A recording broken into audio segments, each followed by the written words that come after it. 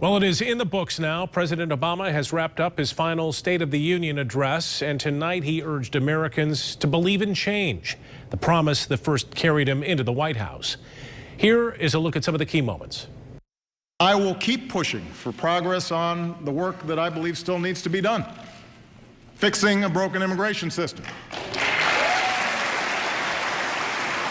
Protecting our kids from gun violence. Equal pay for equal work. Paid leave. Raising the minimum wage. All these things still matter to hardworking families. America's been through big changes before.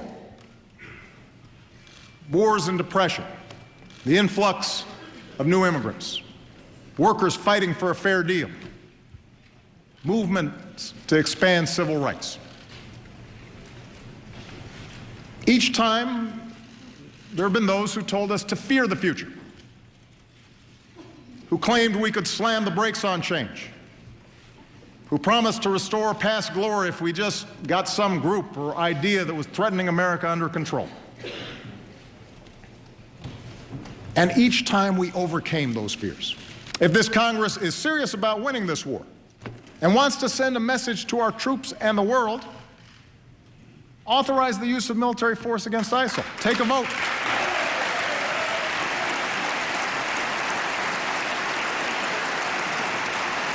Take a vote. Let's bring in 24-Hour News 8's political reporter Rick Alvin with analysis on the president's final State of the Union. Where he covered a lot of ground he had covered before. The president repeated familiar themes from affordable college, early childhood education, stronger economy, making people in the country feel like the deck isn't stacked against them. Much of what the president had to say was to define the conversation heading into this important election cycle, one where Democrats and Republicans will be fighting for control of the U.S. Senate, the U.S. House, and of course the White House. The president urged strengthening Social Security. That's a political winner in a presidential year. The president praised the Affordable Care Act while acknowledging that there is no bipartisan agreement on the value of his trademark legislation. He also said that if anyone wanted to deny climate change, they would be lonely, claiming that, quote, the majority of the American people, almost the entire scientific community, and 200 nations around the world agree it's a problem and intend to solve it, end quote.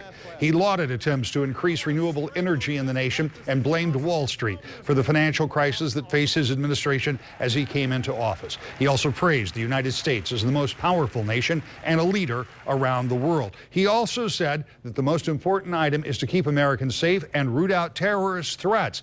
Now, all of what he talked about was not necessarily about getting legislation passed, but about setting the narrative or the dialogue heading into a very important election cycle where, while he's not on the ballot, some of his ideas will be. In some ways, it's a referendum about his 8 years in office. One thing he didn't talk about, we were discussing just before we went on, there are 2 Navy ships and 10 Navy sailors that are being held by Iran. He did not mention that in the State of the Union. We were told he would not. It'll be interesting to see if that resolves itself as quickly as some think it will, and if that will have been a misstep or if it will have been the right decision not to talk about that tonight. Yeah, he seemed to be burnishing his legacy a little bit, at least putting it out there, as you said, is something that Democrats should be running on. I think very much so. I think he wants them to take his legacy moments. He wants to take these past 7 years and turn them into something of a campaign issue. Now, Republicans will be working just the opposite because they'll say all of the things he talked about are things that are wrong with an expanding government, with government overreach, et cetera. So it'll be the same argument we've heard for the past 7 years, but the president kind of teed it up tonight as we get ready for the first caucuses now in 20 some odd days. Okay, a couple of weeks. You bet. Thanks, Rick. South Carolina Governor Nikki Haley, she delivered the Republican response, and here is a little of what she had to say. You've paid attention to what has been happening in Washington, and you're not naive. Neither am I. I see what you see, and many of your frustrations are my frustrations. A frustration with a government that has grown day after day, year after year, yet doesn't serve us any better. A frustration with the same endless conversations we hear over and over again. A frustration with promises made and never kept. We need to be honest with each other and with ourselves. While Democrats in Washington bear much responsibility for the problems facing America today, they do not bear it alone. there is more than enough blame to go around. We as Republicans need to own that truth. We need to recognize our contributions to the erosion of the public trust in America's leadership. We need to accept that we've played a role in how and why our government is broken. And then we need to fix it. Our coverage of the president's final State of the Union address continues over at woodtv.com. There you can find the full text of the president's speech and more reaction.